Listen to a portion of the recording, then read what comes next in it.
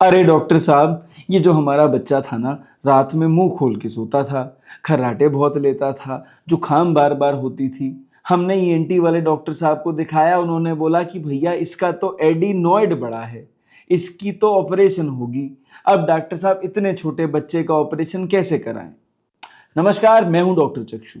भाई देखिए, ये जो एक्सप्रेशन मैंने अभी दिखाए, ये मैं अक्सर अपनी ओपीडी में देखता हूँ। आए दिन हर दूसरा तीसरा बच्चा जो हमारी ओपीडी में आता है, वो ये सिचुएशन लेकर आता है। और जो पेरेंट्स है ना, वो नहीं चाहते कि बच्चे की सर्जरी हो, पर क्योंकि होम्योपैथी में सोल्यूशन है, हम सर्जरी प्रिवेंट कर सकते हैं, इसीलिए वो हमारे पास आते हैं। तो ये जो सिचुएशन है, इसकी डायग्नोसिस है एनलार्ज्ड एडिनॉइड्स या एडिनॉइडाइटिस। तो अगर कहीं ना कहीं आपका बच्चा इससे परेशान है, तो मैं रिक्वेस्ट करूंगा वीडियो पूरा आप जरूर देखिएगा।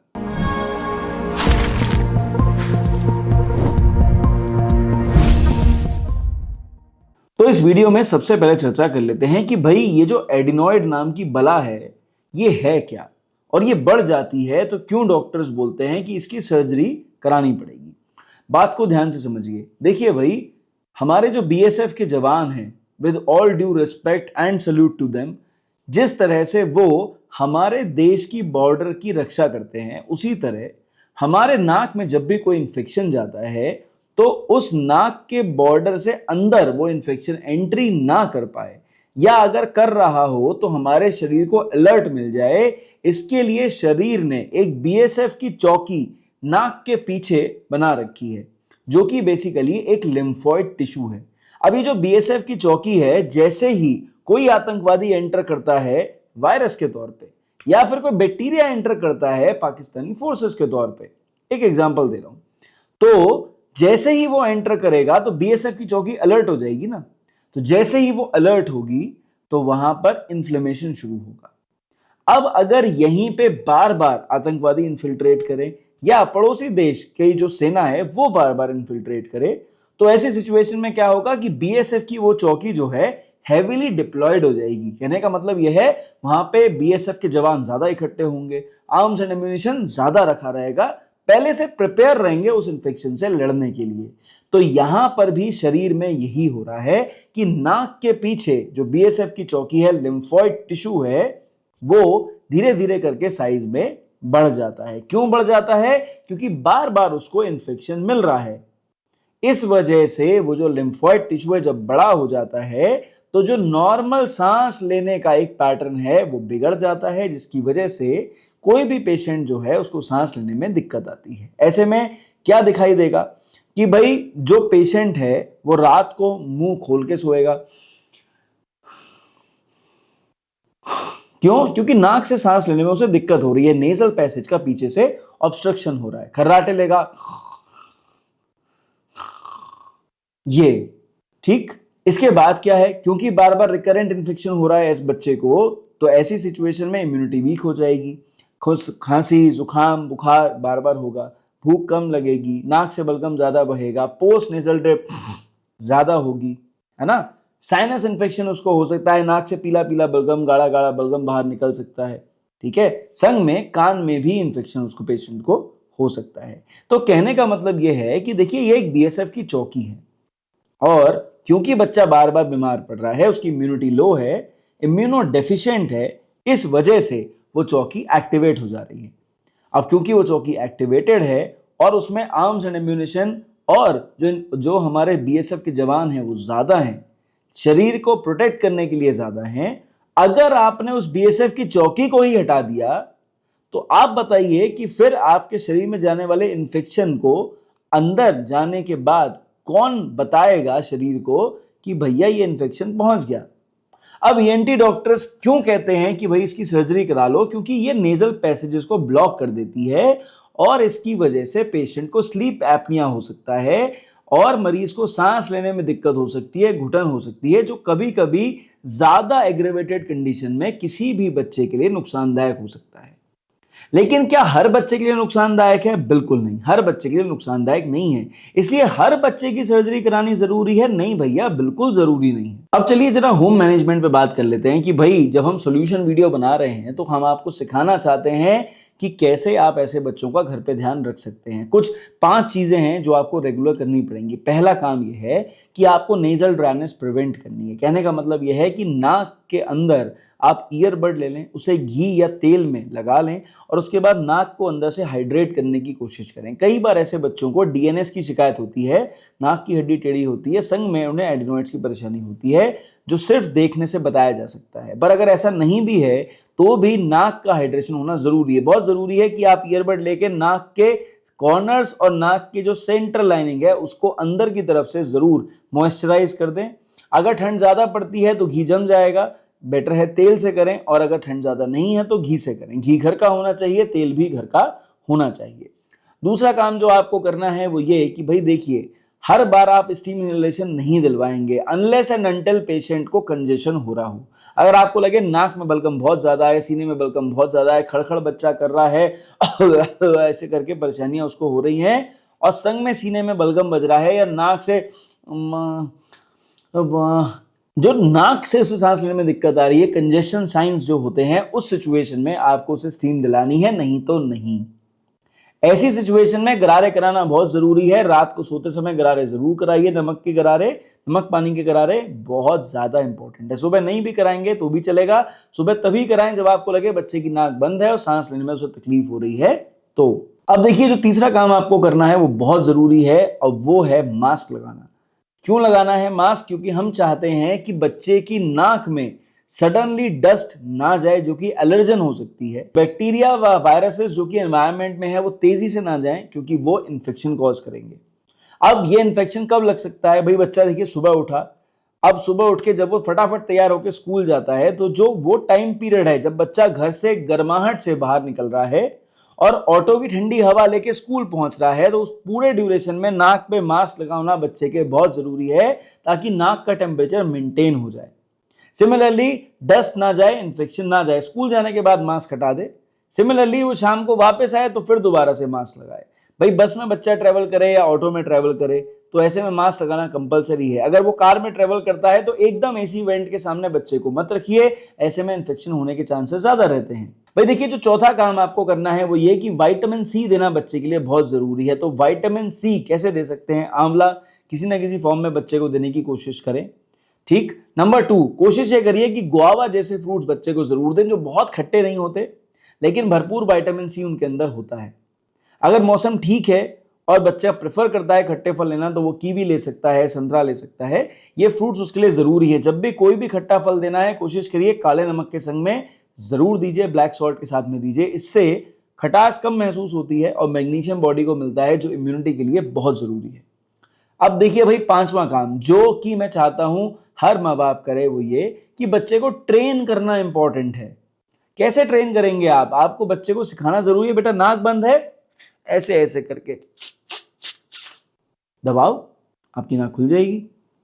मुंह से सांस लेता है, सिखाओ उसको कि भाई देखो बेटा, आपको मुंह बंद करके ही सांस लेनी है, नाक से सांस लेनी है। अगर आप लोग थोड़ा सा आयुर्वेद को समझते हैं, योग को समझते हैं, योगिक क्रियाओं को समझते हैं, तो अनुलोम विलोम प्राणायाम बच्चे को सिखाइए, बहुत ज्यादा इंपॉर्टेंट है। भ्रामरी प्राणायाम बच्चे को जरूर सिखाइए, बहुत ज्यादा जरूरी है। चलिए अब जरा होम्योपैथिक ट्रीटमेंट पे चर्चा कर लेते हैं। जैसा मैंने बोला कि होम्योपैथी से एडिनोइड्स की सर्जरी हम बचा सकते हैं। कैसे बचाएंगे? भाई देखिए, 2 तरीके हैं। हम यहाँ पर अगर प्रॉपरली ट्रीट करना चाहें और एडिनोइड्स का रिवर्सल करना चाहें, तो हमें मरीज को मरीज के हिसाब से देख के दवा देनी है। कहने का मतलब यह है, जरूरत पड़ने पर कॉन्स्टिट्यूशनल मेडिसिन देने की जरूरत पड़ती है, नहीं तो टोटलिटी ऑफ सिम्टम्स के हिसाब से दवा देनी पड़ती है। टोटलिटी ऑफ सिम्टम क्या बोला है कि जब मरीज हमारे पास आया, उसके जो सारे लक्षण थे, उसका जो पूरा प्रेजेंटेशन था, शारीरिक तौर पर, मानसिक तौर पर, जो प्रेजेंटिंग कंप्लेंट्स हैं उसके तौर पर, उसके हिसाब से एनालाइज करके हमें पेशेंट को दवा देनी है। ऐसे प्रिस्क्रिप्शन से आप एडिनोइड्स का रिवर्सल कर सकते हैं। लेकिन अगर आप सोच रहे हैं कि भाई चलो होम्योपैथी ट्राई करके देख लेते हैं, तो भाई मैं यहां पर आपको 3 दवाइयां बताऊंगा जो कि ट्राइड एंड टेस्टेड हैं। चलिए चर्चा कर लेते हैं 3 दवाइयों के ऊपर। भाई देखिए, जो पहली दवा है, जो मेरी टॉप मोस्ट फेवरेट है, उसका नाम है ट्यूबरकुलाइनम बोविनम। ऐसे जो बच्चे होते हैं जिनको एडिनोइड्स की शिकायत होती है ना, वो अक्सर वीक चेस्ट या वीक रेस्पिरेशन या फिर हम कह सकते हैं कि जो यूआरटीआई इन्फेक्शंस होते हैं वो रिकरेंट यूआरटीआई इन्फेक्शन से ग्रस्त रहते हैं। यानी नाक कान गले की अगर बार बार बीमारी किसी बच्चे को हो रही है, बच्चे का चेस्ट वीक है, बार बार उसको चेस्ट इन्फेक्शंस हो रहे हैं, घर में भी एलर्जीज की परेशानी है, तो भाई ट्यूबरकुलोनम एक शानदार दवा है। अब देखिए भाई, जैसा कि मैंने आपको बता दिया अच्छी दवा है, पर इसका मतलब ये नहीं है हम रोज इसका घोटा बना के बच्चे को पिलाएंगे। मैं कॉशियसली आपको बता रहा हूं, ये काम आप बिल्कुल ना करें। ट्यूबरकुलोनम बोविरम 200 पावर की सिर्फ 2 डोज महीने में एक ही बार सेल्फ मेडिकेशन में आप अपने बच्चे को दे सकते हैं। इसके अलावा रिपीट करने के लिए डॉक्टरी परामर्श जरूरी है। ये एक अच्छी मेडिसिन है, लेकिन सेल्फ मेडिकेशन में आप इसे इस्तेमाल करना नहीं जानते। तो भाई मेरी राय यह है कि आप कोई एक संडे चूज कर लें कि जो महीने का पहला संडे है उस दिन बच्चे को सुबह 7 बजे और 8 बजे ट्यूबरकुलोनम बोविनम 200 पोटेंसी की 2 बूंद दवा 2 चम्मच गुनगुने पानी में डालकर हम हर महीने के पहले संडे की मॉर्निंग में सुबह 7 बजे और 8 बजे बच्चे को खिला देंगे। इस दवा को पूरे महीने दोबारा रिपीट नहीं करेंगे, और अगर एट मैक्सिमम हमें रिपीट करना पड़ रहा है तो हम कोशिश करेंगे 3 से 4 संडे ही इस दवा को दें, यानी 3 से 4 महीने, हर महीने के एक संडे की सिर्फ 2 खुराक, यानी टोटल 4 महीने में हमने कितनी दवाई दी? सिर्फ 8 डोजेस दी हैं। इससे ज्यादा ये दवा नहीं देनी है सेल्फ मेडिकेशन में। अच्छी दवा है, ये रिकरेंसी कम जो हो रही है उसको कम कर देगी, इम्यूनिटी को तो इंप्रूव करती है, लेकिन ये बेसिकली होने वाले रिकरेंट चेस्ट इन्फेक्शन या रिकरेंट यूआरटीआई इन्फेक्शन की जो टेंडेंसी है उस पर काम करती है। और अगर किसी भी होम्योपैथिक डॉक्टर को दिखाएं तो बता जरूर दें हमने ये दवा इस दिन दी है और इस तरह से दे रहे हैं। इससे उनको काफी मदद मिलेगी और बेटर दवाई का सिलेक्शन बच्चे के लिए हो पाएगा। अब देखिए, जो दूसरी दवा है ना, वो एकदम शानदार दवा है और ऐसे बच्चों की दवा है जिनको बार बार ग्लैंडुलर स्वेलिंग्स हो रही हैं। अक्सर मैंने देखा है ओपीडी में पेशेंट्स आते हैं जिन्हें एडिनॉइड्स भी हो रहे हैं और टॉन्सिलाइटिस भी हो रहा है। तो उस सिचुएशन में एनलार्ज एडिनॉइड्स और टॉन्सिलाइटिस के पेशेंट्स के लिए अगर कोई एक दवा देनी हो तो उसका नाम है कैलकेरिया आयोड, जो कि आप सेल्फ मेडिकेशन में बच्चे को दे सकते हैं। ठीक है, लेकिन कैलकेरिया आयोड भी एक ऐसी मेडिसिन है जो 30 पोटेंसी में तो देनी है, लेकिन दिन में 2 बार से ज्यादा नहीं देनी है। और अगर आप सेल्फ मेडिकेशन में दे रहे हैं तो कोशिश करिए इस दवा को पहले सिर्फ 6 हफ्ते दीजिए। अगर आपके बच्चे को इंप्रूवमेंट आता है तो इस दवा को कंटिन्यू करिए, नहीं आता है तो इस दवा को बंद करके डॉक्टर को दिखा के प्रॉपर दवा बच्चे को दे दीजिए। इससे उसकी रिकवरी ज्यादा होगी, टॉन्सिल्स की स्वेलिंग भी कम हो जाएगी और आपके एडिनॉइड्स का एनलार्जमेंट भी धीरे धीरे करके इंप्रूव हो सकता है। लेकिन मैंने क्या बताया, 6 हफ्ते से ज्यादा नहीं देनी है। कैसे देनी है? 2 बूंद दवा 2 चम्मच पानी में डालेंगे, एक बार सुबह एक बार शाम बच्चे को देंगे। अब आ जाते हैं तीसरी दवा के ऊपर, जो कि एक मदर टिंचर कॉम्बिनेशन नहीं है, बायोकेमिक का कॉम्बिनेशन है। देखिए ध्यान से समझिए, जरूरी नहीं है हर बच्चे को मदर टिंचर कॉम्बिनेशन से फायदा हो, बायोकेमिक कॉम्बिनेशन से बहुत फायदा होता है। आप सेल्फ मेडिकेशन में महीनों तक इस दवाइयों को यूज कर सकते हैं, कोई साइड इफेक्ट देखने को नहीं मिलेंगे, बल्कि रिकवरी रेट बढ़ जाएगा, पेशेंट का इंप्रूवमेंट कहीं ज्यादा बढ़ जाएगा। और इन ग्लैंडुलर स्वेलिंग्स के लिए, खासकर जो हमारे टॉन्सिलाइटिस हैं, एडिनोइडाइटिस हैं, ऐसी सिचुएशंस में बायोकेमिक कॉम्बिनेशंस बहुत बढ़िया काम करते हैं। तो भाई देखिए, जो तीसरी दवा है बेसिकली 3 बायोकेमिक दवाइयों का कॉम्बिनेशन है। कौन कौन सी दवाएं इसके अंदर? पहली हो गई भाई हमारी कैलकेरिया फ्लोर 6x, दूसरी हो गई कालीम्यूर 6x और तीसरी हो गई सिलीशिया 6x। अब देखिए कैलकेरिया फ्लोर 6x क्या कर रही है? ये बेसिकली किसी भी पेशेंट के अंदर जो ग्लैंडुलर स्वेलिंग्स होती हैं या सूजन होती है या गांठ बन जाती है उसको रिड्यूस करने की बहुत अच्छी दवा है। कालीम्यूर 6x बेसिकली आपके बच्चे की इम्यूनिटी को बढ़ाने में बहुत इफेक्टिव मेडिसिन है। यह आपके बॉडी के जनरल फंक्शंस को इंप्रूव करती है और हीट टॉलरेंस जो होता है ना कि हमारी शरीर जो है वो गर्मी को एक्सेप्ट करे, तो हीट टॉलरेंस बढ़ाती है। जो तीसरी दवा है यहाँ पर जिसका नाम है सिलीशिया, ये बेसिकली इन्फेक्शंस के लिए बहुत बढ़िया काम करती है। तो चाहे बैक्टीरियल इन्फेक्शन हो, वायरल इन्फेक्शन हो, उससे लड़ने में सिलीशिया 6x शानदार दवा है।